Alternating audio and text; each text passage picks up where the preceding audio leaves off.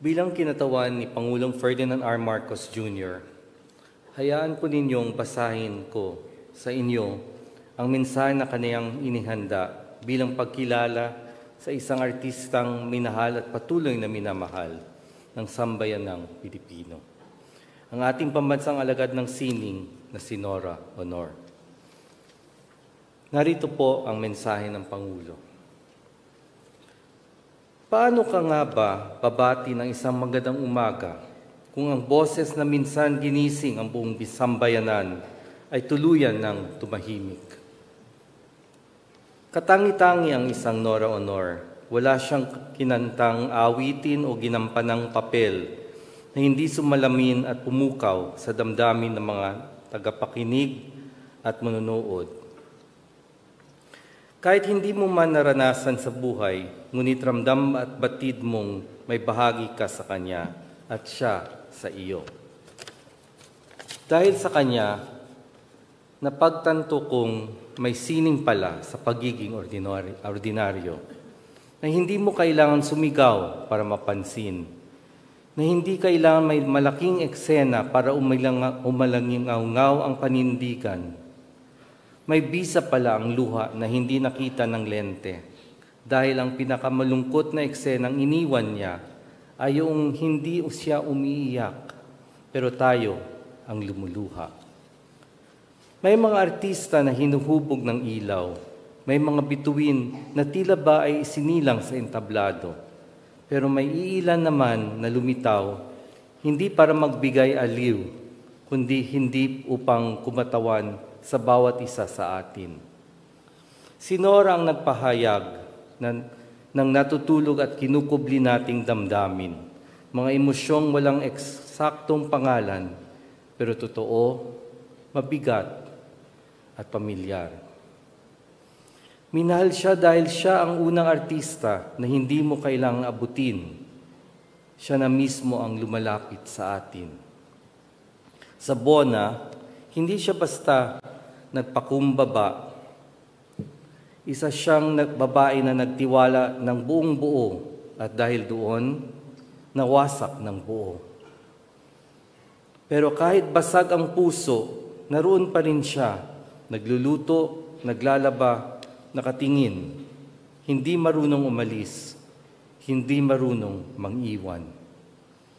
Sa thy womb, hindi siya kailangan umiyak para malaman mong wala na siyang anak at wala na rin siyang luha. Umupo lang siya, tumingin, at sa panahong iyon, para tayong sabay-sabay na nananahimik. Dahil may mga lungkot na hindi na sinasabi, pero nararamdaman mo na wagas at totoo. Sa himala, nung sinabi niyang walang himala, wala siyang ipinilit. Pero ang buong bayan ay napapaamin, baka nga tayo mismo, ang sarili natin, ang kailangan nating paniwalaan. Sa floor contemplation story, hindi siya bumigkas ng monologo.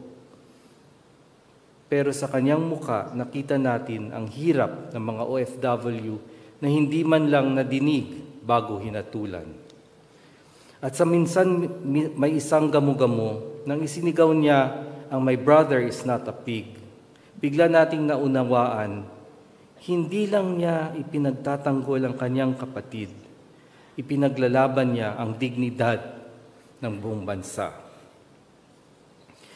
Maraming artista ang nag-iwan ng di malilimutang pagganap sa larangan ng sining, ngunit iilang artista lamang ang nag-iwan ng mahalagang marka sa kolektibong kamalayan ng bansa.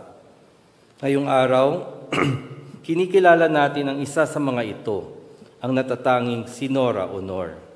Hindi lamang natin siya pinararangalan, inaamin din nating nakilala natin ng lubos ang ating mga sarili dahil sa kanyang mga pagganap at mga gawain sa harap man o sa likod ng entablado.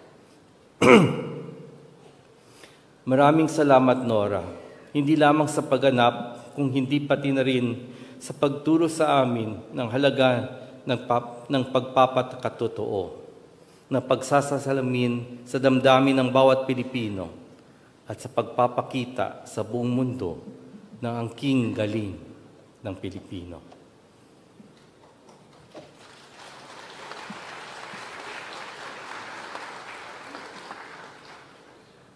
Ang mga salitang ito ay mula sa Pangulo ng Republika ng Pilipinas, isang pagtanaw, isang pasasalamat at isang pag-aalala na si Nora Aunor ay hindi lamang gumanap ng mga papel sa pelikula, ginampanan niya ang puso ng sambayanang Pilipino. Sa kanyang pagkamatay, kailanman ay hindi tayo nawalan sapagkat natitiyak tayo na kahit hindi na natin siya makakasama sa mundong ito, mananatili siyang buhay sa ating mga puso, hindi lamang bilang isang idolo, ngunit bilang bukal ng pag-asa, pag-ibig at inspirasyon habang tayo ay nabubuhay. Salamat po.